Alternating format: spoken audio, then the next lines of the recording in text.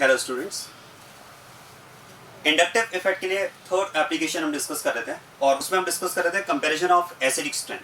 देखो, acidic strength comparison में यहाँ तक हम डिस्कस कर चुके थे कि जो कंसेप्ट हम अप्लाई करते हैं ऑर्गेनिक केमिस्ट्री में वो ब्रोंस्टेलोरी कंसेप्ट अप्लाई करते हैं और ब्रोंस्टेलोरी कंसेप्ट के अकॉर्डिंग अगर बात की जाए तो acidic strength is inversely proportional to base strength. यहाँ तक हमने डिस्कस किया था। अब इसको और आगे बढ़ाते हैं। देखो, अगर बात की जाए एसिडिक स्ट्रेंथ की तो ये हमने डिस्कस किया है, acidic strength is directly proportional to Ka। ये तो आप 11th में पढ़ चुके हैं। Acidic strength is directly proportional to acidic coefficient और क्या हम बात कर सकते हैं, it is inversely proportional to Pk, antilog of K। तो acidic strength is directly proportional to Ka, inversely proportional to Pk। और ये हमने डिस्कस किया, देखो जैसा कि कंसेप्ट यहां पर हमने डिस्कस किया था कि acidic strength is inversely proportional to base strength of conjugate base. वो एसिड स्ट्रॉन्ग होगा जिसका कॉन्जुगेट बेस वीक बेस होगा।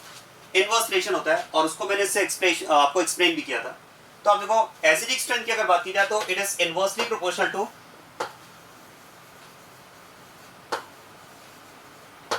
Base strength of conjugate base. वो एसिड स्ट्रॉन्ग होगा जिसका कॉन्जुगेट बेस वीक बेस होगा। तो अगर आप एसिडिक स्ट्रेंथ को कॉन्जुगेट बेस की बेस स्ट्रेंथ से रिलेट करते हैं तो हमें इसमें इनवर्स रिलेशन मिलता है। अच्छा, यहाँ पर एसिडिक स्ट्रेंथ और कॉन्जुगेट बेस के लिए एक और रिलेशन डिस्कस करते हैं। अगर एसिडिक स्ट्रेंथ को कॉन्जुगेट बेस की स्टेबिलिटी से रिलेट किया जाए तो क्या रिलेशन आएगा, डायरेक्ट रिलेशन या इनवर्स रिलेशन। मेरा क्वेश्चन आप सुनिए और उसको समझिए अच्छे से। एसिडिक स्ट्रेंथ को अगर हमें कॉन्जुगेट बेस की स्टेबिलिटी से रिलेट करना है तो हमें क्या रिलेशन मिलेगा, डायरेक्ट रिलेशन मिलेगा या इनवर्स रिलेशन मिलेगा। आप ध्यान देना, अगर आप एसिडिक स्ट्रेंथ को कॉन्जुगेट बेस की बेस स्ट्रेंथ से रिलेट करते हैं तब तो इनवर्स रिलेशन है, लेकिन अगर आप एसिडिक स्ट्रेंथ को कॉन्जुगेट बेस की स्टेबिलिटी से रिलेट करते हैं तो आपको डायरेक्ट रिलेशन मिलता है। मतलब ये हम कह सकते हैं acidic strength is directly proportional to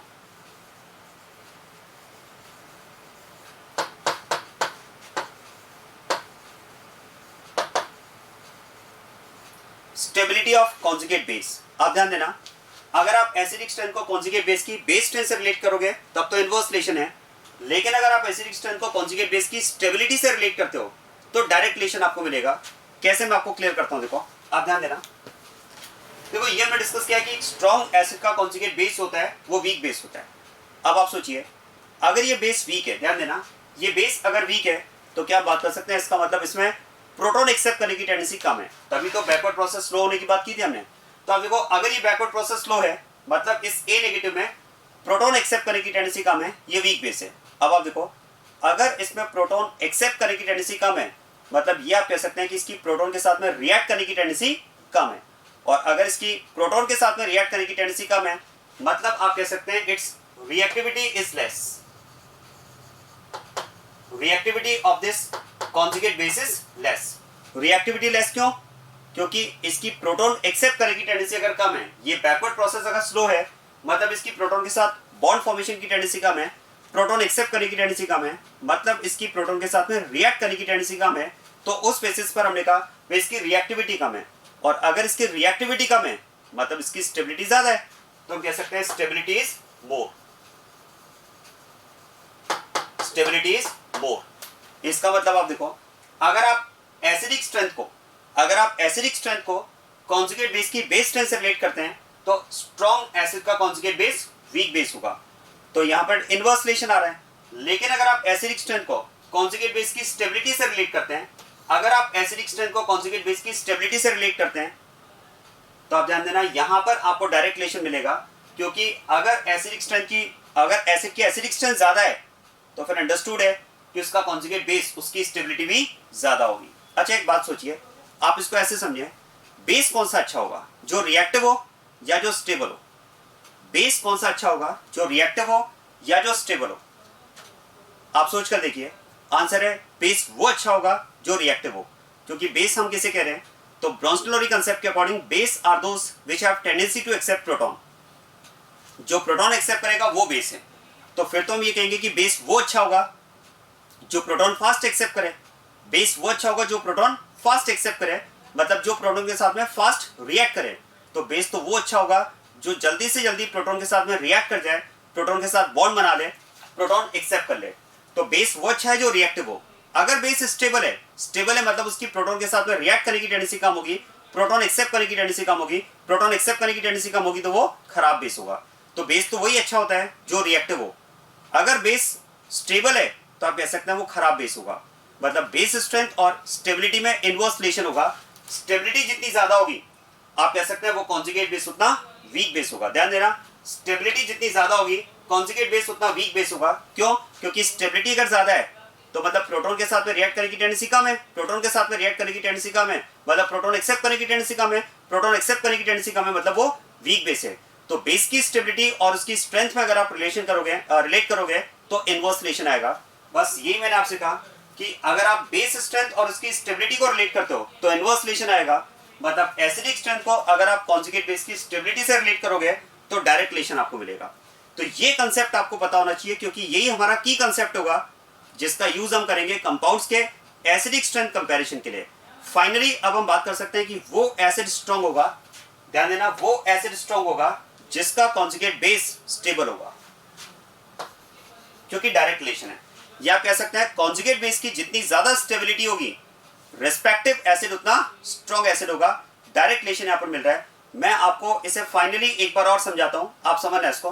देखो, अगर कॉन्जुगेट बेस की स्टेबिलिटी ज्यादा है, बात समझना, कॉन्जुगेट बेस की अगर स्टेबिलिटी ज्यादा है मतलब उसकी प्रोटॉन के साथ में रिएक्ट करने की टेंडेंसी कम होगी। प्रोटॉन के साथ में रिएक्ट करने की टेंडेंसी कम है मतलब प्रोटॉन एक्सेप्ट करने की टेंडेंसी कम है, प्रोटॉन एक्सेप्ट करने की टेंडेंसी कम है मतलब वो वीक बेस है। और अगर कॉन्जुगेट बेस वीक बेस है तो रेस्पेक्टिव एसिड स्ट्रॉन्ग एसिड होगा। Finally acidic strength will be directly proportional to stability of conjugate base. Clear होनी बात ये? चलो ऐसा करते हैं, इसको मैं एक जनरल एग्जांपल से आपको रिलेट करके बता दूं, ध्यान देना।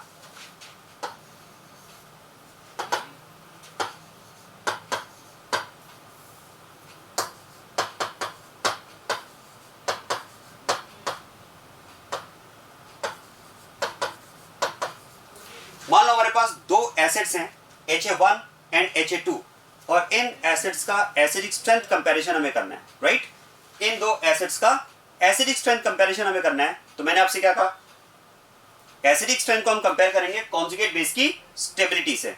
मतलब हमें क्या करना होगा, इनके कॉन्जुगेट बेस बनाने होंगे। तो चलिए इन एसिड्स के कॉन्जुगेट बेस बनाते हैं।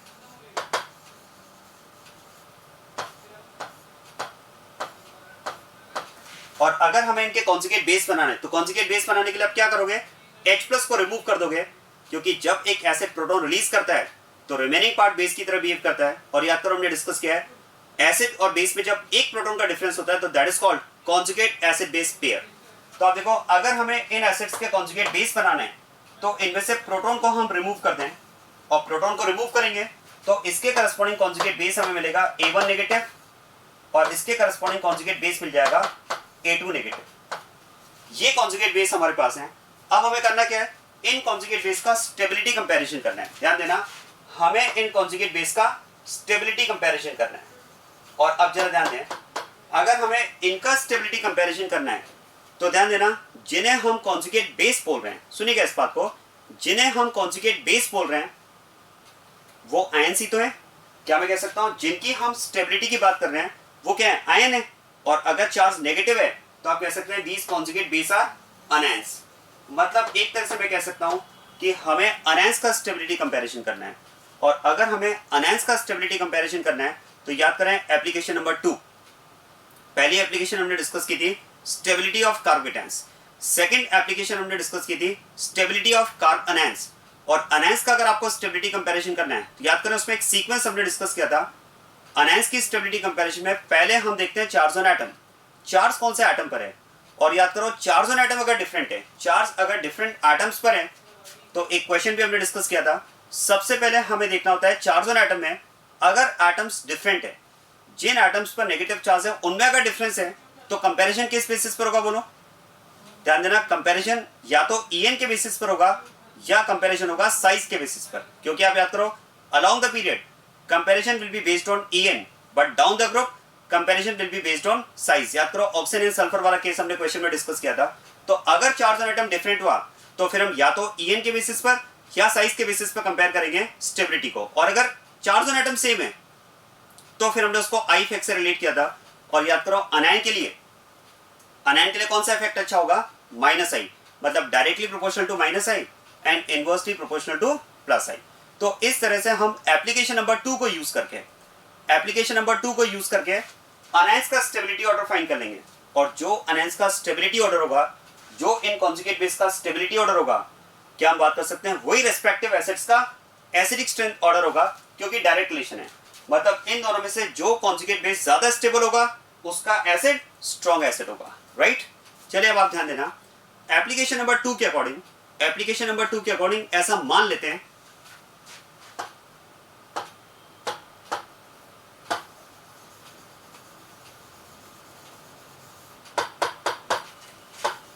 A1 नेगेटिव, ऐसा मान लेते हैं A1 negative is more stable then A2 negative. बात समझना, ऐसा मान लेते हैं कि स्टेबिलिटी में एप्लीकेशन नंबर 2 को यूज करके मैं बात कर रहा हूं कि एप्लीकेशन नंबर 2 के अकॉर्डिंग ऐसा मान लेते हैं कि A1 negative is more stable then A2 negative. और ये अगर इन कॉन्जुगेट बेस का स्टेबिलिटी ऑर्डर है तो फिर रेस्पेक्टिव कंपाउंड्स का एसिडिक स्ट्रेंथ ऑर्डर क्या हो जाएगा? सेम, मतलब HA1 will be more acidic then HA2। HA1 की एसिडिक स्ट्रेंथ ज्यादा हो जाएगी HA2 के कंपैरिजन में। क्या बात समझ में आ रही है? देखो मैं आपको यहाँ पर फिर एक बार और रिलेट करके बताता हूँ, ये पूरा कंसेप्ट आप ध्यान देना। देखो अगर हम बात करें कि A1 नेगेटिव की स्टेबिलिटी ज्यादा है, ऐसा हमने मान लिया है एप्लीकेशन नंबर 2 के अकॉर्डिंग, तो देखो अगर A1 नेगेटिव की स्टेबिलिटी ज्यादा है, मतलब अगर इस कॉन्जुगेट बेस की स्टेबिलिटी ज्यादा है, मतलब इसकी प्रोटॉन के साथ में रिएक्ट करने की टेंडेंसी कम होगी। प्रोटॉन के साथ में रिएक्ट करने की टेंडेंसी कम है, मतलब प्रोटॉन एक्सेप्ट करने की टेंडेंसी कम है। प्रोटॉन एक्सेप्ट करने की टेंडेंसी कम है, मतलब ये वीक बेस है। और अगर ये कॉन्जुगेट बेस वीक बेस है तो फिर इसका रेस्पेक्टिव एसिड क्या होगा? स्ट्रॉन्ग एसिड होगा, क्योंकि कॉन्जुगेट बेस जितना वीक होगा रेस्पेक्टिव एसिड उतना स्ट्रॉन्ग एसिड होगा, राइट। तो HA1 will be more acidic then HA2। Ultimately आपको क्वेश्चन में क्या करना होगा, जो भी कंपाउंड्स आपको दिए हुए एसिडिक स्ट्रेंथ कंपैरिजन के लिए आप पहले उनके कॉन्जुगेट बेस बनाओगे। कॉन्जुगेट बेस बनाने के बाद में उन कॉन्जुगेट बेस का स्टेबिलिटी ऑर्डर फाइंड करोगे, और जो कॉन्जुगेट बेस का स्टेबिलिटी ऑर्डर होगा वही रेस्पेक्टिव कंपाउंड्स का एसिडिक स्ट्रेंथ ऑर्डर हो जाएगा, क्लियर। और कॉन्जुगेट बेस कैसे बनाओगे? प्रोटॉन रिमूव करके। और कॉन्जुगेट बेस बनाने के बाद उनका स्टेबिलिटी कंपैरिजन कैसे करोगे? Application number 2। अल्टीमेटली इस एप्लीकेशन में अगर मैं बात करूं तो नया कुछ भी नहीं है, आपको इनडायरेक्टली एप्लीकेशन नंबर 2 का ही यूज करना है। तो अगर आपको एप्लीकेशन नंबर 2 आपकी क्लियर है तो फिर ये भी आपको बहुत अच्छे से समझ में आ जाएगा। बस आप समझ लो कि एप्लीकेशन नंबर 2 में अनायंस आपको डायरेक्टली गिवन होते हैं, और यहाँ पर अनायन आपको बनाने पड़ेंगे H+ को रिमूव करके, क्योंकि H+ को रिमूव करके जो आप अनायन बनाओगे वही तो कॉन्जुगेट बेस होंगे। बस उन कॉन्जुगेट बेस का, उन अनायंस का फिर आपको एप्लीकेशन नंबर 2 के अकॉर्डिंग स्टेबिलिटी कंपैरिजन करना होगा। चलिए मैं आपको कंपाउंड्स पर एक क्वेश्चन पर इसको अप्लाई करके बताता हूँ, आप ध्यान दीजिएगा।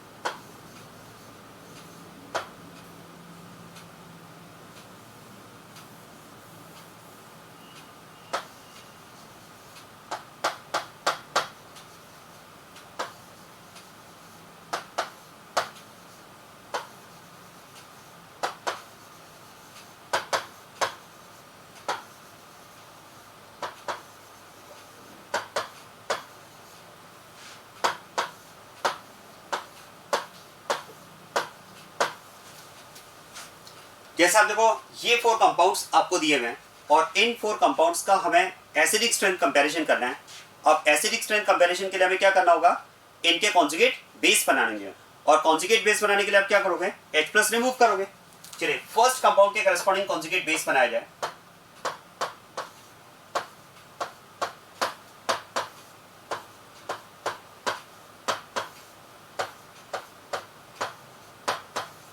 अब आप ध्यान देना, देखो फर्स्ट कंपाउंड के करस्पॉन्डिंग जब आप कॉन्जुगेट बेस बनाओगे तो आपको H+ रिमूव करना है, और वो H+ आप कहां से रिमूव करोगे? नाइट्रोजन से या कार्बन से? क्या मैं बात कर सकता हूं नाइट्रोजन की EN ज्यादा है तो वहां पर प्रेजेंट H में प्रोटोनिक कैरेक्टर ज्यादा होंगे, वहां से H+ कंपैरेटिवली आसानी से निकलेगा। तो NH2 से हम H+ को रिमूव करेंगे तो इसके करस्पॉन्डिंग कॉन्जुगेट बेस हो जाएगा हमारे पास NH माइनस। इसी तरह से आप देखो एल्कोहल में H प्लस कौन सा ज्यादा एसिडिक होगा, जो ऑक्सीजन से अटैच्ड है या जो कार्बन से अटैच्ड है, ऑक्सीजन से, EN ज्यादा है उसकी, तो यहां पर H प्लस आप रिमूव करोगे ऑक्सीजन से,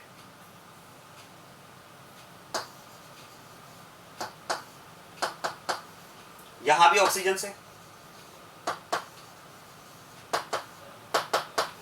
और यहां पर सल्फर से। यहां पर सल्फर से क्यों समझ में आ रहा है, क्योंकि कार्बन और सल्फर की अगर हम बात करें तो सल्फर का साइज बड़ा है, साइज बड़ा है तो H के साथ में उसका बॉन्ड वीक होगा, H प्लस आसानी से निकलेगा, तो यहां पर सल्फर से H प्लस को रिमूव करते हुए इसके करस्पॉन्डिंग कॉन्जुगेट बेस हमारे पास ये हो जाएगा, राइट।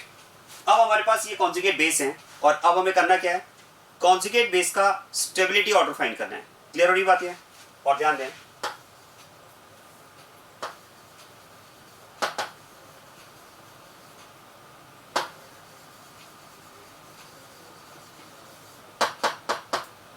इन कॉन्जुगेट बेस का अगर हमें स्टेबिलिटी ऑर्डर फाइंड करना है तो याद करो एप्लीकेशन नंबर 2 में हमने डिस्कस किया है, अनायंस का अगर आपको स्टेबिलिटी कंपैरिजन करना है तो सबसे पहले हम देखते हैं चार्ज ऑन एटम, और चार्ज ऑन एटम में ध्यान देना फर्स्ट में नेगेटिव चार्ज नाइट्रोजन पर है, सेकंड थर्ड में नेगेटिव चार्ज ऑक्सीजन पर है, और फोर्थ में नेगेटिव चार्ज सल्फर पर है। क्या हम बात कर सकते हैं ऑक्सीजन और नाइट्रोजन पर जो नेगेटिव चार्ज है इनका स्टेबिलिटी कंपैरिजन तो अलोंग द पीरियड EN के बेसिस पर होगा, लेकिन जब आप कंपैरिजन ऑक्सीजन एंड सल्फर में करेंगे तो oxygen and sulphur they belong to same group and in the group comparison will be based on size. तो फिर तो हम बात कर सकते हैं, देखो ऑक्सीजन और नाइट्रोजन में ऑक्सीजन पर नेगेटिव चार्ज ज्यादा स्टेबल होगा, क्योंकि अलोंग द पीरियड हमने डिस्कस किया है more the EN more will be the stability of anion, more EN पर नेगेटिव चार्ज ज्यादा स्टेबल होगा तो N नेगेटिव से ज्यादा स्टेबल होगा O नेगेटिव, लेकिन जब कंपैरिजन ऑक्सीजन एंड सल्फर में होगा तो सल्फर की साइज बड़ी है, और सल्फर की साइज अगर बड़ी है तो चार्ज डेंसिटी उसमें कम हो जाएगी, चार्ज डिस्पर्स हो जाएगा, और चार्ज डेंसिटी अगर कम होगी तो उसकी स्टेबिलिटी ज्यादा होगी। आप याद करो ऐसा क्वेश्चन में डिस्कस किया है, down the group due to increase in size charge density decreases so stability of anion increases. इसका मतलब यहां पर अगर बात की जाए तो फिर तो स्टेबिलिटी में 4' will be more stable than 2' and 3' and these are more stable than 1'। ऐसा समझ में आ रहा है क्यों, सुनिएगा क्यों।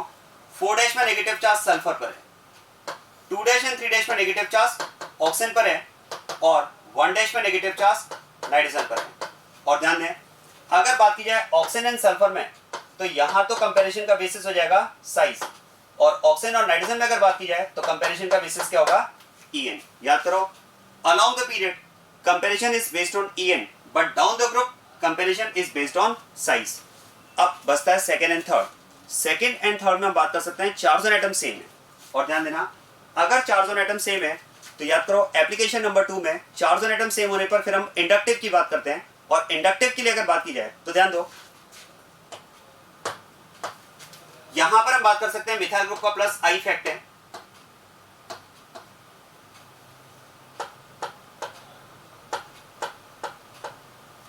यहां पर मिथाइल ग्रुप का प्लस I इफेक्ट है, और यहां पर अगर बात की जाए तो इथाइल ग्रुप का प्लस I इफेक्ट है। दोनों में O नेगेटिव तो कॉमन है, यहां पर मिथाइल ग्रुप का प्लस I और यहां पर इथाइल ग्रुप का प्लस I। प्लस I किसका ज्यादा होगा, मिथाइल या इथाइल, तो plus I effect of ethyl group, plus I effect of ethyl group is more and plus I effect of methyl group is less. तो फिर तो हम बात कर सकते हैं प्लस I जिसमें ज्यादा होगा उसमें अनायन की स्टेबिलिटी कम होगी, क्योंकि याद करो प्लस तो माइनस के लिए खराब होता है। तो फिर तो इस केस में हम बात कर सकते हैं due to less plus I in second, due to less plus I in second, second will be more stable than third. मतलब यहां पर अगर बात की जाए तो 4' is more stable, then it is 2' that is more stable than 3' which is more stable than 1'। क्यों, क्योंकि 2' में plus I effect is less while in 3' plus I effect is मोर। इस तरह से यहां पर हमने स्टेबिलिटी कंपैरिजन किया है, और ये अगर कॉन्जुगेट बेस का स्टेबिलिटी ऑर्डर है तो क्या मैं कह सकता हूं जो कॉन्जुगेट बेस का स्टेबिलिटी ऑर्डर है वही रेस्पेक्टिव कंपाउंड्स का एसिडिक स्ट्रेंथ ऑर्डर हो जाएगा। मतलब यहां पर अगर एसिडिक स्ट्रेंथ की बात की जाए तो order is 4, 2, 3 and 1। This is how we can compare acidic strength of given compounds। आया समझ में? इस तरह से हम कॉन्जुगेट बेस बनाकर उसका स्टेबिलिटी कंपैरिजन करेंगे, और स्टेबिलिटी कंपेयर करके जो ऑर्डर हमें मिलेगा वही रिस्पेक्टिव कंपाउंड्स का एसिडिक स्ट्रेंथ ऑर्डर हो जाएगा। देखो ये तो बात होगी कंसेप्ट की। अब मैं थोड़ा सा यहाँ पर टाइम सेव करने की बात करना चाह रहा हूँ। टाइम हम कैसे सेव करें अपना क्वेश्चन करते टाइम, उस पर आप ध्यान देना। देखो कंसेप्ट तो ये कि आपको जो भी कंपाउंड्स दिए हैं उनका एसिडिक स्ट्रेंथ कंपैरिजन करने के लिए आपको क्या करना पड़ेगा, कॉन्जुगेट बेस बनाना पड़ेगा। फिर कॉन्जुगेट बेस का आपको स्टेबिलिटी कंपैरिजन करना होगा और स्टेबिलिटी कंपैरिजन में एप्लीकेशन नंबर 2। अब एक बात ध्यान देना, मैं यहाँ पर थोड़ा सा टाइम सेव करने की बात करना चाह रहा हूँ और उसमें मैं टाइम सेव में ये काम करना चाह रहा हूँ कि मैं यहाँ पर ये कॉन्जुगेट बेस जो बना रहा हूँ, मुझे इन कॉन्जुगेट बेस को बनाना नहीं है। मैं कॉन्जुगेट बेस के बिना ही डायरेक्ट कंपाउंड को देख करके एसिडिक स्ट्रेंथ ऑर्डर फाइंड करना चाह रहा हूँ। उसका क्या तरीका हो सकता है, जरा कंसेप्ट को ध्यान देना और अच्छे से सुनिएगा। एक बात सोचिए, जब हमने एप्लीकेशन नंबर 1 डिस्कस की थी स्टेबिलिटी ऑफ कार्बेटाइन, तो हमने डिस्कस किया था कि इंडक्टिव इफेक्ट से पहले हमें क्या चेक करना होगा, एटम चेक करना होगा, चार्ज ऑन एटम चेक करना होगा। इसी कंसेप्ट को मैंने सेकेंड एप्लीकेशन में भी अप्लाई किया स्टेबिलिटी ऑफ कार्बोनाइन के लिए कि पहले हम एटम चेक करें, एटम अगर सेम है तो फिर आई इफेक्ट की बात करें। और इसी कंसेप्ट को अब मैं थर्ड एप्लीकेशन में भी अप्लाई करना चाह रहा हूं। जब आप एसिडिक स्ट्रेंथ को कंपेयर कर रहे हैं तो पहले आप एटम चेक करें। क्वेश्चन है कौन सा एटम चेक करें, आप वो एटम चेक करें जहां से H+ रिलीज होना एक्सपेक्टेड है। कैसे, आप देखो, मैंने आपसे कहा भी अगर आपको एसिडिक स्ट्रेंथ कंपैरिजन करना है तो जैसे एप्लीकेशन नंबर 1 और 2 में इंडक्टिव से पहले हमने एटम चेक किया था, यहां पर भी आप पहले एटम चेक करो। क्वेश्चन है कौन सा एटम चेक करो, तो वो एटम आप चेक करो जिससे H+ रिलीज होना एक्सपेक्टेड है। जैसे देखो, फर्स्ट कंपाउंड में अगर आप कहेंगे कि कौन सा एटम होगा, तो फर्स्ट कंपाउंड में मैं कहूंगा द एटम इज नाइट्रोजन, क्योंकि यही एक्सपेक्टेड है कि इसमें H+ जो रिलीज होगा वो कहां से रिलीज होगा, नाइट्रोजन से रिलीज होगा। सेकंड में वो एटम जहां से H+ रिलीज होगा दैट इज ऑक्सीजन, थर्ड में ऑक्सीजन और फोर्थ में सल्फर। अब आप ध्यान देना, मैंने आपसे ये कहा कि यहां पर भी जब आप एसिडिक स्ट्रेंथ को कंपेयर कर रहे हो तो पहले एटम चेक करो। कौन सा एटम चेक करो, वो एटम चेक करो जहां से H+ रिलीज होगा। क्योंकि एक बात सोचिए, जब आप कॉन्जुगेट बेस बनाते हैं और कॉन्जुगेट बेस बनाने के बाद में जब आप उनका स्टेबिलिटी कंपैरिजन करते हैं, तो स्टेबिलिटी कंपैरिजन में सबसे पहले आप क्या देखते हो, सबसे पहले यही तो देखते हो कि कौन से एटम पर नेगेटिव चार्ज है। और अगर आपने ये चेक किया कि कौन से एटम पर नेगेटिव चार्ज है, और अगर आप ये करें कि फर्स्ट में नेगेटिव चार्ज नाइट्रोजन पर है, सेकेंड एंड थर्ड में नेगेटिव चार्ज ऑक्सीजन पर है और फोर्थ में नेगेटिव चार्ज सल्फर पर है, तो अगर कॉन्जुगेट बेस बनाने के बाद में आप एटम चेक कर रहे हो, ये चेक कर रहे हो कि कौन सा एटम पर नेगेटिव चार्ज है, तो मुझे तो ऐसा लगता है कि इनडायरेक्टली आप यही तो चेक कर रहे हो कि H+ कहां से रिलीज हुआ। क्योंकि जिन एटम्स पर नेगेटिव चार्ज है, अंडरस्टूड है, वहीं से H+ रिलीज हुआ होगा। क्या बात समझ में आ रही है? तो जो काम आप अनायन बनाने के बाद में कर रहे हो, वो काम आप without converting these compounds into respective अनायन, आप डायरेक्ट कंपाउंड में चेक कर लो ना भाई। आप H+ को रिमूव करके ये देखने वाले हो कि नेगेटिव चार्ज कहां पर आ रहा है, तो वो एटम आप डायरेक्टली यहीं पर देख लो। मतलब एक तरह से मैं ये कहना चाह रहा हूं कि अगर हमने कॉन्जुगेट बेस फर्स्ट का बनाया और हम ये कह रहे हैं कि नेगेटिव चार्ज नाइट्रोजन पर है, तो मुझे तो इनडायरेक्टली ये समझ में आ रहा है कि इसका मतलब H+ कहां से रिलीज हो रहा है, नाइट्रोजन से रिलीज हो रहा है। सेकंड और थर्ड में अगर कॉन्जुगेट बेस में नेगेटिव चार्ज ऑक्सीजन पर है, तो इनडायरेक्टली मुझे तो ये समझ में आ रहा है कि H+ कहां से रिलीज हुआ है, सेकंड एंड थर्ड में ऑक्सीजन से रिलीज हुआ है। और फोर्थ में अगर आप कह रहे हैं कि नेगेटिव चार्ज सल्फर पर है, मतलब इनडायरेक्टली मुझे ये समझ में आ रहा है कि H+ कहां से रिलीज हुआ है, सल्फर से रिलीज हुआ है। और ध्यान देना, अब मैंने आपसे कहा कि आप तो ये चेक करो कि H+ कहां से रिलीज हो रहा है, और जिस एटम से H+ रिलीज हो रहा है, अगर उस एटम में डिफरेंस है, जिस एटम से H+ रिलीज हो रहा है उस एटम में अगर डिफरेंस है, तो फिर तो आपको कॉन्जुगेट बेस बनाने की जरूरत नहीं है। अगर उस एटम में डिफरेंस है जहां से H+ रिलीज हुआ है, तो एसिडिक स्ट्रेंथ को आप डायरेक्टली कंपेयर कर सकते हो। ऐसे क्वेश्चंस आप इनऑर्गेनिक केमिस्ट्री में भी करते हैं। आप याद करें, आपने क्वेश्चंस किए होंगे on the basis of periodic table correlation. मैं आपको बताता हूं।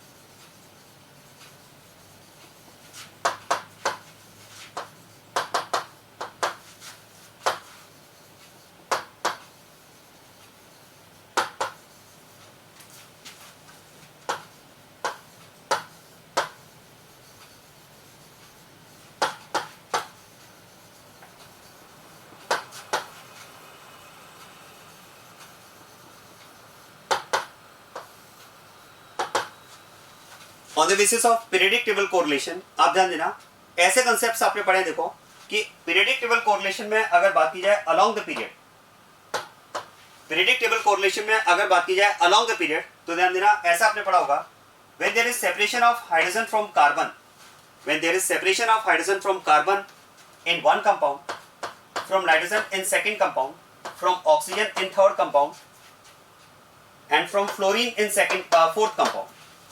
अगर H प्लस का सेपरेशन, ध्यान देना,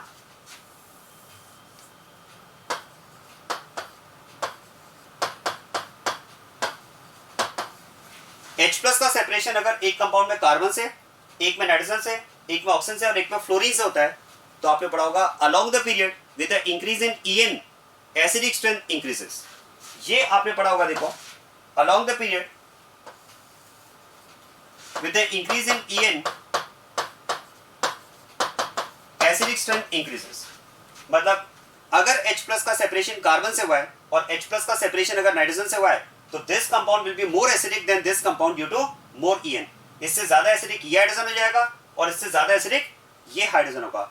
और डाउन द ग्रुप अगर बात की जाए तो याद करें, वेरिएशन अगर डाउन द ग्रुप का है, अगर ये कंडीशन है, there is separation of H plus from chlorine, from bromine and from iodine. तो इसमें आपने पढ़ा होगा कि down the group size increases. Down the group अगर बात की जाए तो साइज में वेरिएशन है. मतलब जिस एटम से H प्लस सेपरेट होगा, ध्यान दीजिएगा, जिस एटम से H प्लस का सेपरेशन होगा उस एटम की साइज में ही वेरिएशन आ रहा है. इसमें H प्लस का सेपरेशन फ्लोरीन से होगा, यहाँ पर क्लोरीन से, तो क्लोरीन की साइज बड़ी होगी, ब्रोमीन से और साइज बड़ी होगी, आयोडीन से और भी साइज बड़ी होगी. और क्या मैं कह सकता हूँ, साइज अगर इंक्रीज होगी तो फिर तो जो बॉन्ड लेंथ होगी, इन बॉन्ड्स की जो लेंथ होगी वो आप कह सकते हैं बॉन्ड लेंथ विल इंक्रीज. क्योंकि साइज अगर इंक्रीज होगी तो आपने पढ़ा होगा ओवरलैपिंग वीक हो जाएगी.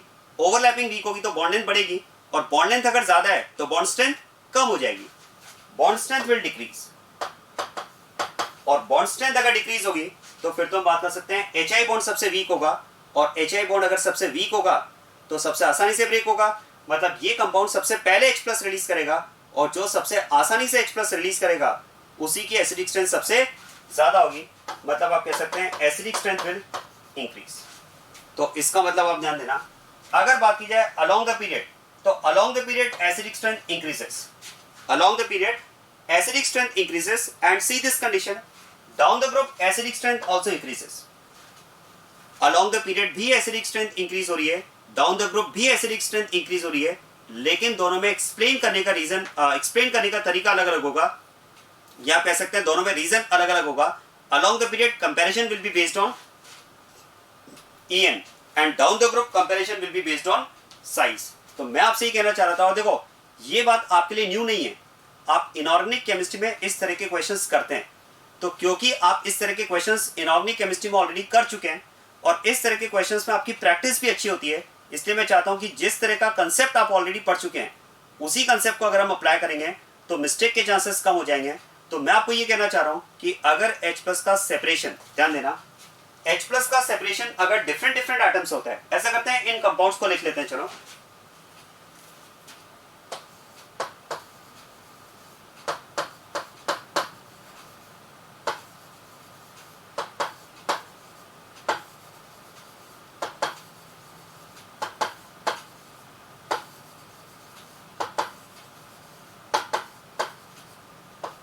तो अब देखो, अब ध्यान देना, देखो ये बात तो क्लियर है कि फर्स्ट कंपाउंड में H प्लस का सेपरेशन कहां से होगा, नाइट्रोजन से होगा. सेकंड में H प्लस का सेपरेशन ऑक्सीजन से होगा. थर्ड में H प्लस का सेपरेशन ऑक्सीजन से होगा. और फोर्थ में H प्लस का सेपरेशन सल्फर से होगा. और यहां पर अगर H प्लस का सेपरेशन, जैसा कि आप कह सकते हैं फर्स्ट इन कंपाउंड में डिफरेंट एटम से हो रहा है, फर्स्ट में नाइट्रोजन से, सेकंड में ऑक्सीजन से, तो फिर तो हम बात कर सकते हैं ऑक्सीजन से अटैच्ड हाइड्रोजन ज्यादा एसिडिक होगा as compare to hydrogen attached with nitrogen. मतलब आप ये कह सकते हैं second and third are more acidic than first. क्यों समझ में आ रहा है? क्योंकि सेकंड और थर्ड में H प्लस का सेपरेशन कहां से हो रहा है, ऑक्सीजन से हो रहा है, जबकि फर्स्ट में H प्लस का सेपरेशन कहां से हो रहा है, नाइट्रोजन से हो रहा है. तो second and third you can say are more acidic than first. और जब आप कंपैरिजन 3 एंड 4 में करेंगे, ध्यान दीजिएगा, जब आप कंपैरिजन 3 एंड 4 में करेंगे तो 3 एंड 4 में कंपैरिजन का बेसिस क्या होगा, En या साइज? आंसर है साइज, क्योंकि ऑक्सीजन एंड सल्फर की अगर बात की जाए तो they belong to same group.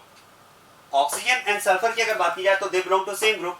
अगर यहाँ पर ऑक्सीजन से हाइड्रोजन बॉन्डेड है और अगर हाइड्रोजन सल्फर से बॉन्डेड है तो यहाँ पर कंपैरिजन का बेसिस En नहीं, यहाँ पर कंपैरिजन का बेसिस क्या होगा, साइज. और सल्फर की साइज बड़ी है सल्फर की साइज बड़ी है तो H के साथ में उसका बॉन्ड लेंथ ज्यादा होगी, बॉन्ड लेंथ अगर ज्यादा होगी तो बॉन्ड स्ट्रेंथ कम होगी, बॉन्ड स्ट्रेंथ कम होगी मतलब ये बॉन्ड आसानी से ब्रेक होगा, मतलब SH से H+ आसानी से रिलीज होगा एज कंपेयर टू OH।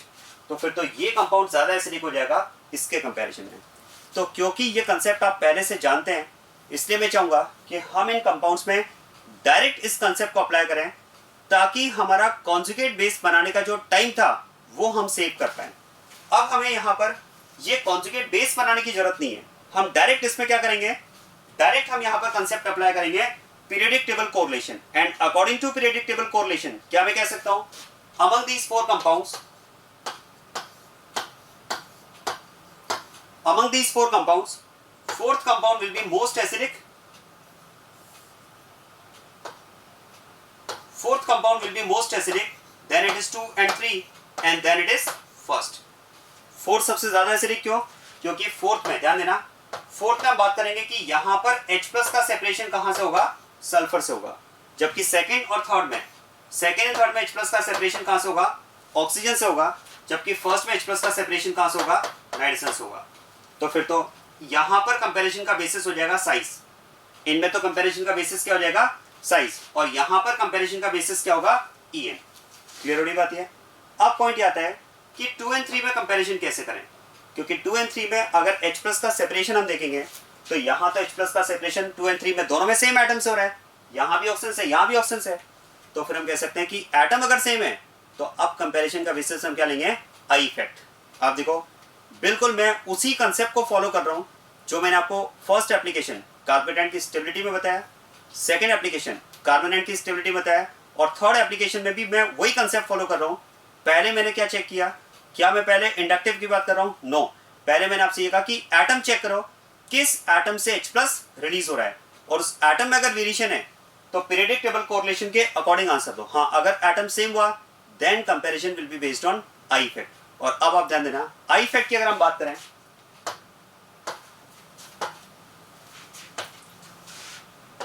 तो on the basis of I effect, ध्यान देना, अब मैं एसिडिक स्ट्रेंथ को आई इफेक्ट से रिलेट करके बता रहा हूं। देखो अभी अभी हमने डिस्कस किया है acidic strength is directly proportional to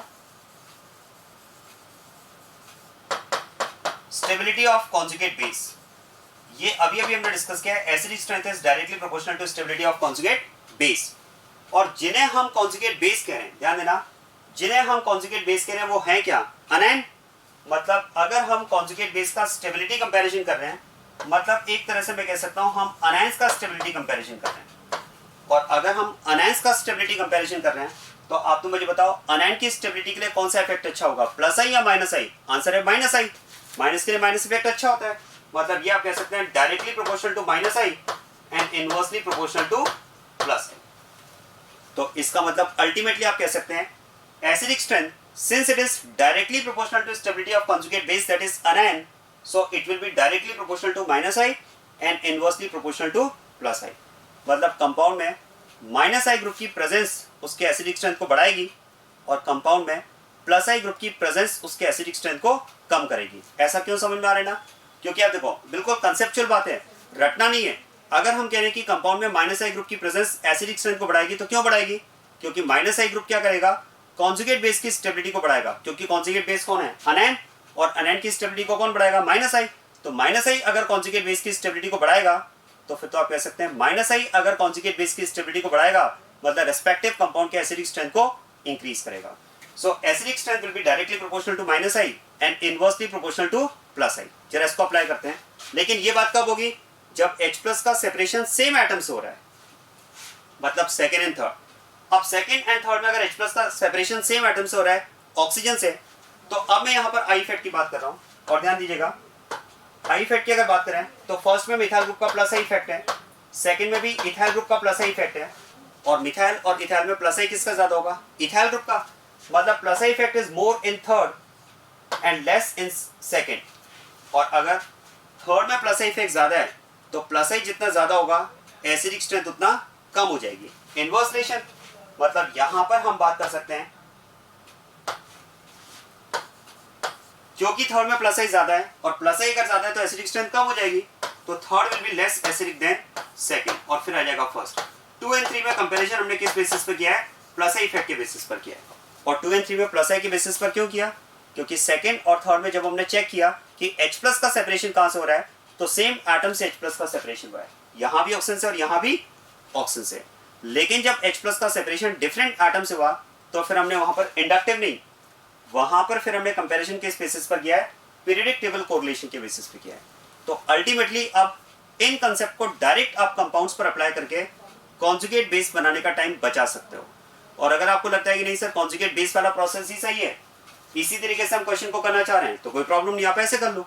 आपके पास दोनों ऑप्शन है, डायरेक्ट कंपाउंड पर अप्लाई कर रहे हो, पहले आप चेक करो H प्लस कहां से सेपरेट हो रहा है, और H प्लस का सेपरेशन अगर डिफरेंट एटम से हो रहा है तो comparison will be based on periodic table correlation. और पीरियोडिक टेबल कोरिलेशन में भी देखो, पीरियोडिक टेबल कोरिलेशन में भी डिपेंड करेगा, along the period comparison will be based on En, but down the group comparison will be based on size. और अगर H plus का सेपरेशन सेम एटम से हो रहा है तो फिर comparison on the basis of I effect, directly proportional to plus I and inversely proportional to minus I.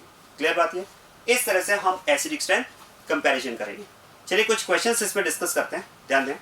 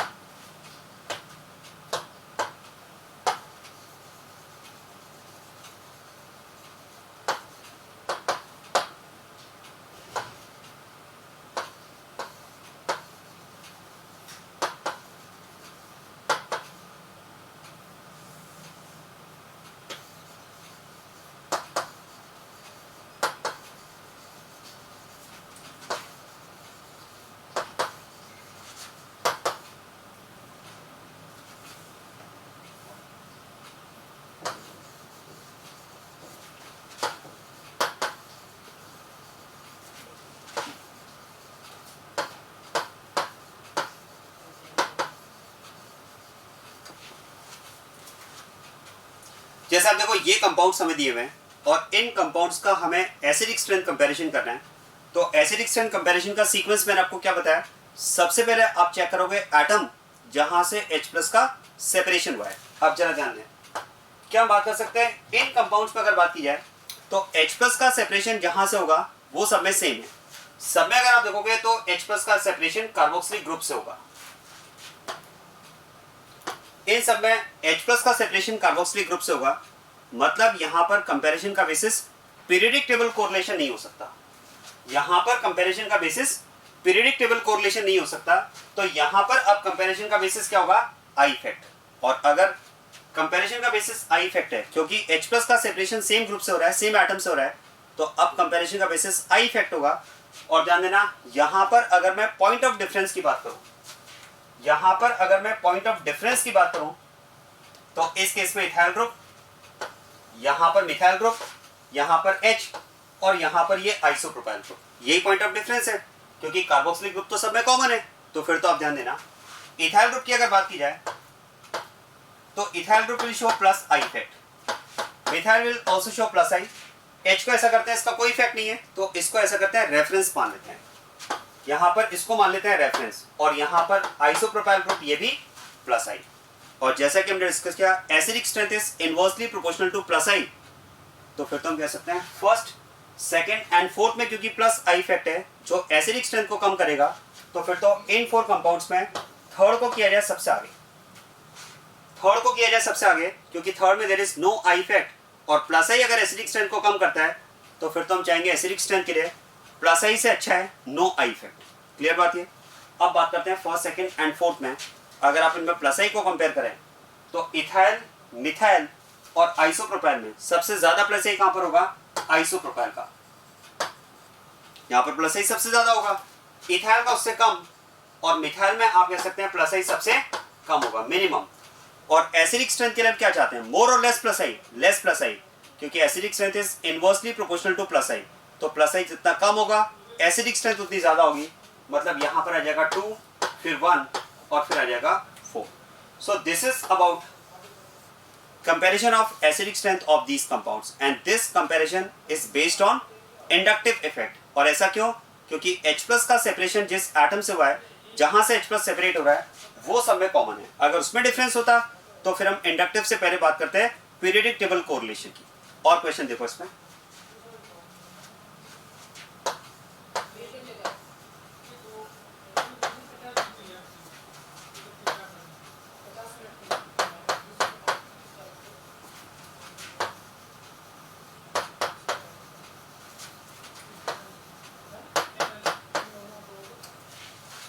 This is also very important question. आप ध्यान देना.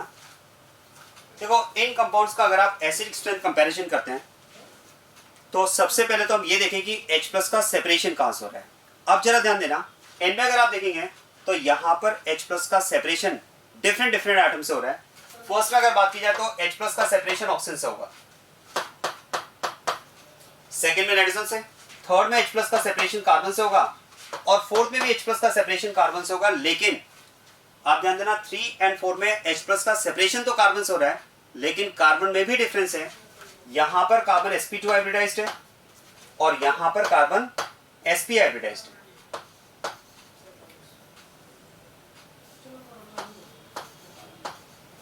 यहां पर sp2 और यहां पर sp हाइब्रिडाइज्ड है. अब जरा देखो, अगर एटम्स में वेरिएशन है तो एटम्स में अगर वेरिएशन हुआ तो कंपैरिजन का बेसिस क्या होगा? Periodic table correlation. और अगर H+ के वेरिएशन में कंपैरिजन अगर अलोंग द पीरियड है तो along the period comparison will be based on En. अब जरा देखो, यहां पर अगर आप देखेंगे तो H+ का सेपरेशन जिन एटम से हुआ है, oxygen, nitrogen and carbon, they belong to same period and for the same period comparison will be based on En. जरा इन एटम्स की En को कंपेयर करते हैं. अच्छा देखो, En के कंपैरिजन के लिए एक ऑर्डर मैं आपको लिखवा रहा हूं, बहुत ही इंपॉर्टेंट ऑर्डर है, आगे भी क्वेश्चंस में उसका यूज आएगा, इसलिए उस ऑर्डर को आप अच्छे से याद रखना और प्रोबेबली आपको वो ऑर्डर याद भी हो. ध्यान देना.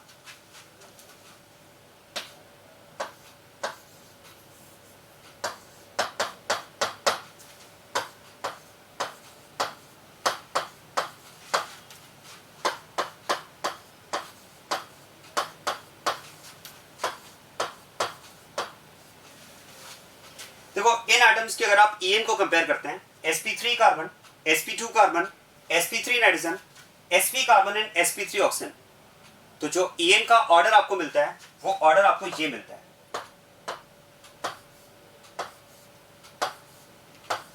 ये En का ऑर्डर मिलता है. और बेटर होगा, देखो मैं तो आपको कहूंगा, बेटर है, मैं आपको एडवाइस करूंगा आप तो वैल्यूज याद रखो और शायद आप में से काफी स्टूडेंट को वैल्यूज याद भी हो.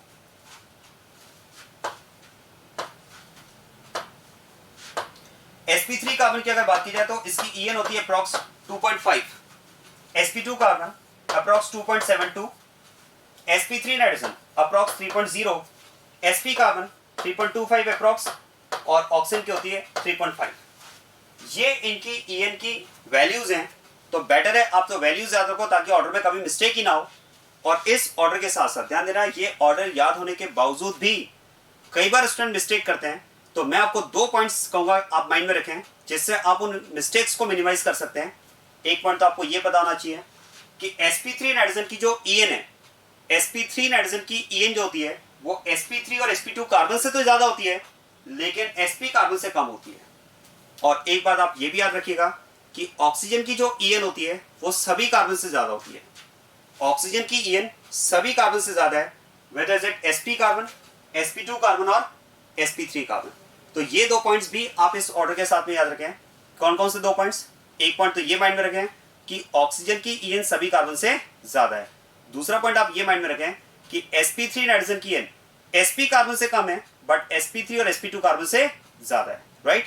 और अब आप देखो, इस ऑर्डर के बेसिस पर फिर तो हम बात कर सकते हैं कि इन सब में सबसे ज्यादा En किसकी होगी? ऑक्सीजन की. और ऑक्सीजन की अगर En सबसे ज्यादा है तो फर्स्ट कंपाउंड सबसे ज्यादा एसिडिक होगा.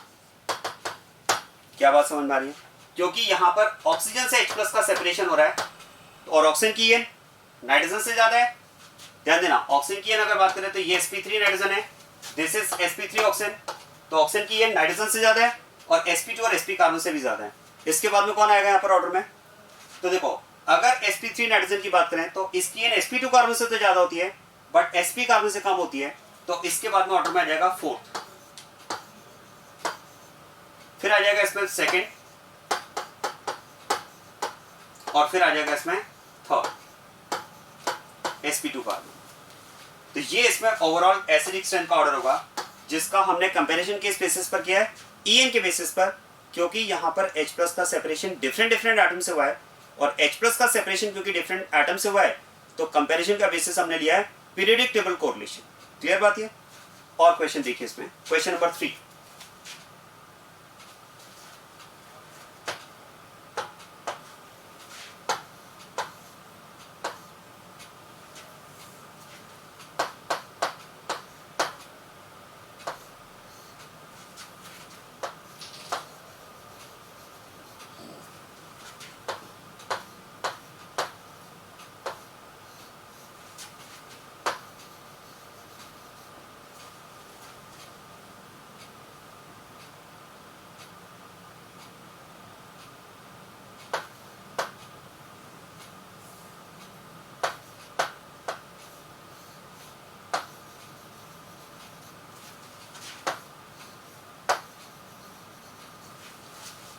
जैसा देखो, इन 4 कंपाउंड्स का अगर हमें एसिडिक स्ट्रेंथ कंपैरिजन करना है, तो देखो सबसे पहले तो हम चेक करते हैं H+ का सेपरेशन कहां से हो रहा है।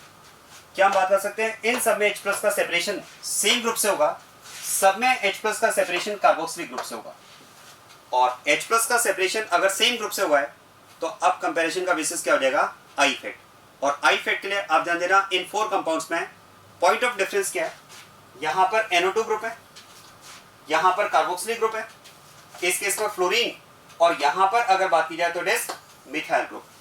और इनकी अगर हम बात करें तो nitro group is -I, carboxylic group is also -I, fluorine is -I, and methyl group is +I। और क्या हम बात कर सकते हैं, -I इफेक्ट एसिडिक स्ट्रेंथ को बढ़ाता है और +I इफेक्ट एसिडिक स्ट्रेंथ को कम करता है। तो फिर तो आप ध्यान देना, 1, 2 and 3 are more acidic than 4. It is due to -I in 1, 2, 3 and +I in 4. ये क्लियर? और अब अगर बात की जाए 1, 2, 3 में, तो इनमें अगर -I की बात करें तो -I कंपैरिजन में सबसे पहले तो हम देखते हैं डिस्टेंस। देखो इन सभी में -I ग्रुप की डिस्टेंस H+ रिलीज करने वाले ग्रुप से सेम है। डिस्टेंस अगर सेम है तो नंबर भी सेम है, सब में -I ग्रुप एक ही है। तो अब बात करेंगे पावर, और याद करो -I सीरीज के अकॉर्डिंग नाइट्रो ग्रुप का -I इफेक्ट यहाँ पर मैक्सिमम होगा, उससे कम हो जाएगा कार्बोक्सिलिक ग्रुप का, और सबसे कम हो जाएगा इसमें फ्लोरीन का। और ये अगर -I का ऑर्डर है, तो जहां -I सबसे ज्यादा होगा उसकी एसिडिक स्ट्रेंथ सबसे ज्यादा होगी, मतलब first will be most acidic, then second, first will be most acidic, then it will be second, third and fourth. ये यहाँ पर ओवरऑल एसिडिक स्ट्रेंथ होगा इन कंपाउंड्स का। क्लियर बात ये? एक बात और समझ लेना, कई बार इसमें स्टूडेंट बाय मिस्टेक क्या करते हैं, सेकंड ऑप्शन दे देते हैं, सेकंड को सबसे ज्यादा एसिडिक बना देते हैं, और शायद सेकंड को सबसे ज्यादा एसिडिक इस बेसिस पर वो बना देते हैं कि उनको ऐसा लगता है कि सेकंड में 2 कार्बोक्सिलिक ग्रुप प्रेजेंट है, तो 2 जगह से H+ रिलीज हो सकता है। देखो हमें ये नहीं देखना है कि कौन नंबर ऑफ प्रोटॉन ज्यादा रिलीज कर रहा है। देखो नंबर ऑफ प्रोटॉन की बात करोगे तो वो वास्तव में इनकी एसिडिक स्ट्रेंथ नहीं, वो तो बेसिसिटी हो गई। आपने पढ़ा होगा एसिड की बेसिसिटी, जितने ज्यादा प्रोटॉन रिलीज करेगा, जिसमें एसिडिक ग्रुप ज्यादा होंगे, प्रोटॉन रिलीज करने वाले ग्रुप ज्यादा होंगे, उसकी बेसिसिटी ज्यादा होगी। तो आप ये कह सकते हैं कि इसकी बेसिसिटी सबसे ज्यादा होगी, इस एसिड की बेसिसिटी सबसे ज्यादा होगी। क्या पॉइंट समझ में आ रहा है? अगर हम बात करें तो इसकी बेसिसिटी सबसे ज्यादा होगी, क्योंकि ये सबसे ज्यादा H+ रिलीज करेगा। क्लियर हो रही बात ये? लेकिन अगर आप इसकी एसिडिक स्ट्रेंथ को कंपेयर कर रहे हो, तो एसिडिक स्ट्रेंथ को कंपेयर करने के लिए तो फिर आपको यहां पर ये नहीं देखना है कि H+ कौन ज्यादा रिलीज कर रहा है, आपको ये देखना है कि H+ सबसे पहले कौन रिलीज कर रहा है। और सबसे पहले तो H+ ये रिलीज करेगा, क्योंकि इसमें -I इफेक्ट सबसे ज्यादा ऑपरेट हो रहा है। क्लियर? तो इस तरह से इसका ये क्वेश्चन का आंसर होगा। अब मैं इसमें आपको कुछ क्वेश्चंस दे रहा हूं, उन क्वेश्चंस को आप ट्राई करना, उनके आंसर्स आगे हम डिस्कस करेंगे। अब जो क्वेश्चंस मैं आपको दे रहा हूं वो असाइनमेंट है, आपको ट्राई करने हैं क्वेश्चंस, अच्छे से ट्राई करना, सारे कंसेप्ट्स को समझना, और फिर आप उसे अप्लाई करना। जो भी प्रॉब्लम होगी फिर उसको हम डिस्कस कर लेंगे।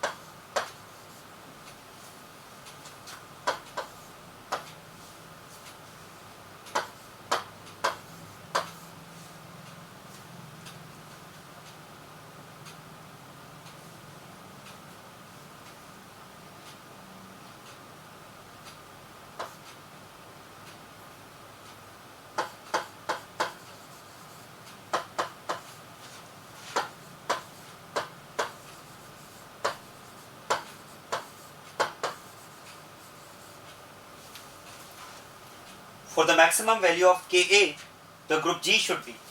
इसमें आपको बताना है कि यहाँ पर इनमें से क्या ग्रुप यहाँ प्रेजेंट हो कि इस कंपाउंड की Ka वैल्यू में सबसे ज्यादा मिले। इन कंपाउंड्स में एसिडिक स्ट्रेंथ का ऑर्डर फाइंड करना है आपको। नेक्स्ट क्वेश्चन प्रोफाइल में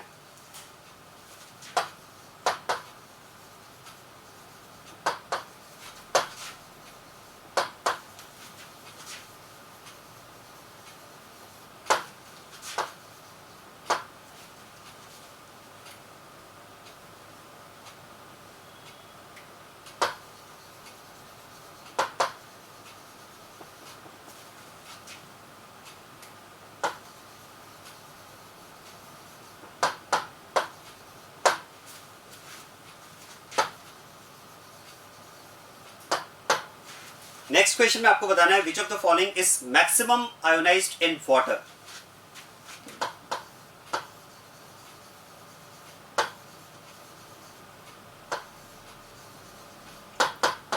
options are chloro acidic acid,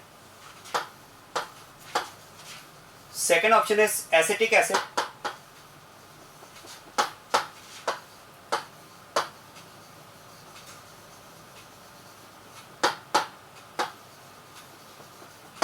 third option is propionic acid,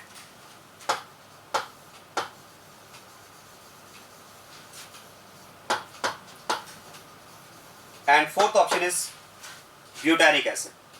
और एक क्वेश्चन आपको दिया हुआ है,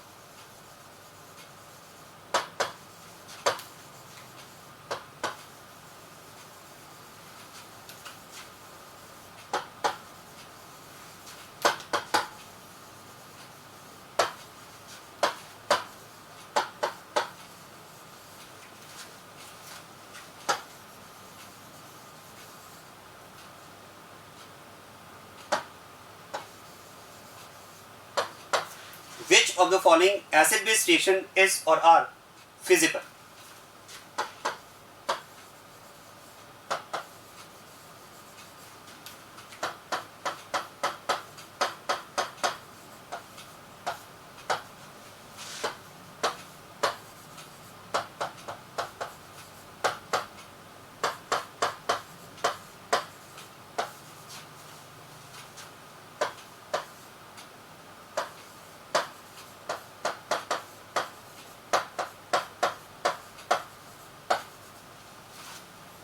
ये 3 एसिड बेस रिएक्शंस आपको दी हुई हैं और इनमें आपको बताना है कि कौन कौन से एसिड बेस रिएक्शंस फिजिबल हैं। तो ये क्वेश्चन प्रोफाइल्स आपको ट्राई करना है और इन क्वेश्चंस के आंसर मैं आगे डिस्कस करूंगा। तब तक आप इन क्वेश्चंस को ट्राई करें।